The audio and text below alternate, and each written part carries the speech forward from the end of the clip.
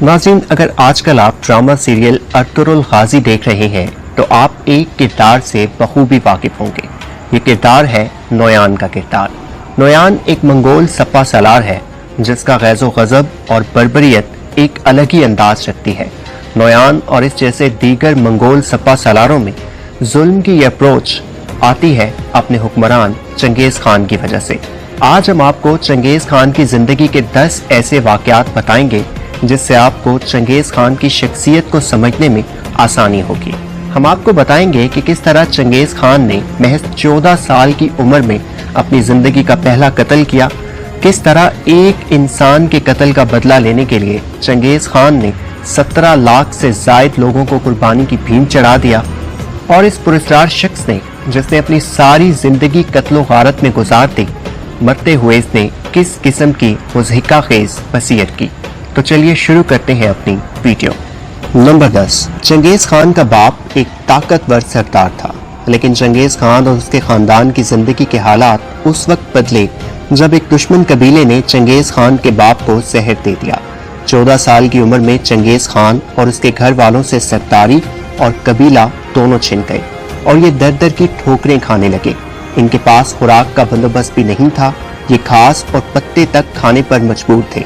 एक रोज चंगेज़ खान को एक मछली मिली और वो इस ख्याल से कि सब मिलकर मछली खा लेंगे, मछली घर ले आया, लेकिन इसके भाई ने वो मछली छीन ली और खुद खा गया। चंगेज़ खान को भाई पर इतना गुस्सा आया कि उसने मौका मिलते ही अपने भाई को कमान के वार कर करके कत्ल कर दिया। महज 14 साल की उम्र में चंगेज़ खान ने पहला कत्ल किया और वो भी अपने भाई का, लेकिन ये तो तूफान की इब्तदा थी। 1211 में चंगेज़ खान ने अपना रुख चीन की तरफ किया और जिन ली की हुकूमत का तख्ता उलटने का फैसला किया। ये एक मुज़हिका खेज़ फैसला था क्योंकि जिन ली के पास 53 मिलियन आबादी थी और चंगेज़ खान के पास महज 1 मिलियन। इसके बावजूद चंगेज़ खान जीत गया। इसके बाद चंगेज़ खान ने ज़ोंगबू आज के बीजिंग का रुख किया, लेकिन इस शहर के गिर्द 39 फुट की हिफाजती दीवार तामीर की गई थी और चंगेज़ खान की फौज के लिए अंदर जाना मुमकिन नहीं था।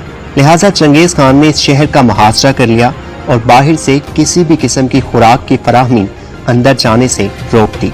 2 साल में ज़ोंगबू के अंदर के हालात बहुत अबतर हो गए। लोग भूख की वजह से इंसानी गोश्त खाने पर मजबूर हो गए। इस वक्त मजबूर होकर ज़ोंगबू के हुक्मरानों ने हथियार डाल दिए। चंगेज़ खान अपने लश्कर समेत शहर पर चढ़ दौड़ा और कत्लेआम किया। आप चंगेज़ खान के हवाले से इंसानी खोपड़ियों के जिस मीनार के बारे में किस्से सुनते हैं वो इसी शहर से मंसूब है। जब चंगेज़ खान की उम्र 20 साल हुई तो उसने अपनी फौज तैयार की और उस कबीले पर हमला कर दिया जो उसके बाप के कत्ल में मुलविस था। तातारी फौज चंगेज़ खान के हाथों शिकस्त खा गई। चंगेज़ खान ने शिकस्त ज़दा कबीले के तमाम मर्दों को कितार में खड़ा किया और एक गोल पहिए के दरमियान में एक निशान लगाया और हुक्म दिया कि जिस शख्स का सर इस निशान से 3 इंच ऊपर हो उसका सर कलम कर दो। चंगेज़ खान के हुक्म के मुताबिक सैकड़ों लोगों के सर कलम कर दिए गए। एक जंग के दौरान कहीं से एक तीर आया और चंगेज़ खान के घोड़े को लगा और उसका घोड़ा गिर गया। चंगेज़ खान भी गिरकर मरते मरते बचा। जंग में फतह के बाद चंगेज़ खान ने ऐलान करवाया कि मुझे वो शख्स चाहिए जिसने मेरे घोड़े को तीर मारा। चंगेज़ खान को लगता था कि उसके डर से कोई सामने नहीं आएगा और उसे कत्लेआम का बहाना मिल जाएगा, लेकिन हैरत अंगेज तौर पर जेब नामी एक शख्स सामने आया और एतराफ़ किया कि आपके घोड़े को लगने वाला तीर मैंने चलाया था। चंगेज़ खान उसकी बहादुरी से इतना मुतासिर हुआ कि उसे अपनी फौज का सप्पा सालार बना दिया। बाद में उस शख्स का शुमार चंगेज़ खान के करीब तरीन लोगों में हुआ। नंबर 6। ताकत को अपने पास रखने के लिए चंगेज़ खान एक अजीब खेल खेलता। वो अपने इतराफ़ के बादशाहों से अपनी बेटियों की शादी करता, लेकिन चूंकि चंगेज़ खान इन शादियों के पीछे था तो ये शादियां भी सजाए मौत ही का परवाना थी। चंगेज़ खान अपने दामाद बादशाहों को जंग के अव्वल दस्तों में भेजकर मरवा देता और बादशाहत अपनी बेटियों के नाम मुंतकिल करवा लेता। एक वक्त ऐसा भी था कि चंगेज़ खान की बेटियों की हुकूमत चीन से ईरान तक के इलाकों पर फैली हुई थी।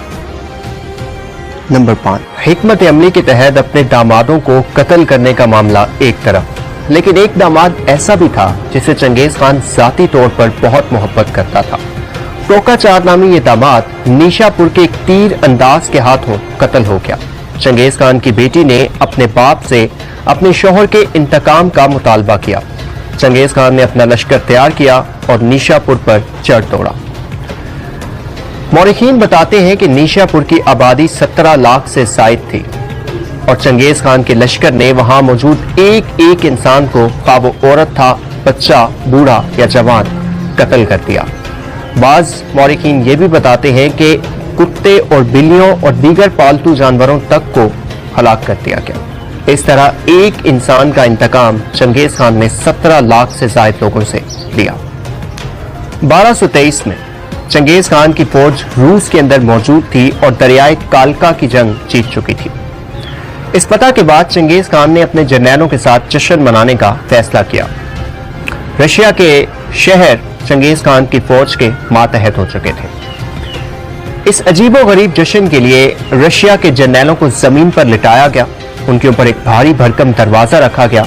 उस दरवाजे के ऊपर कुर्सियां और मेज लगाकर स्टेज सजाया गया और उस स्टेज पर चंगेज खान ने अपने जर्नैलों के साथ फतह का जश्न मनाते हुए खाना खाया। एक तरफ जहां चंगेज खान इस फतह का जश्न मना रहा था, वहीं उसके कदमों तले रशिया के शहजादे और जर्नैल दम तोड़ते जा रहे थे।